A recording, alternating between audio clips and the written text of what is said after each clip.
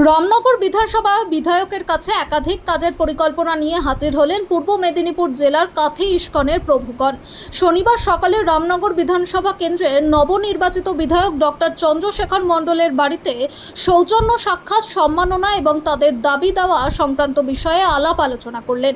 বিধায়ককে ফুলের মালা দিয়ে শুভেচ্ছা জানান ইস্কন মন্দিরের প্রভুগণ। পরে রাধাকৃষ্ণের প্রতিকৃতি দিয়ে সমজ্জিত করেন। প্রভুগণকে বিধায়ক শুভেচ্ছা জানিয়ে মিষ্টি মুখ করান। বিধায়কের বাড়িতে প্রভুগণ উপস্থিত হওয়ায় আপ্লুত বলে জানিয়েছেন ডক্টর চন্দ্রশেখর মণ্ডল। সবাই মিলে হরে কৃষ্ণ কৃষ্ণ কৃষ্ণ হরে হরে, হরে রাম রাম রাম হরে হরে।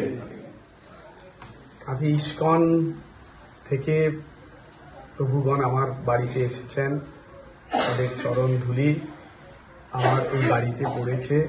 আমরা কৃতার্থ ধন্য। আমার সমগ্র পরিবারের পক্ষ থেকে তাদের চরণে আমি শতকোটি প্রণাম নিবেদন করি।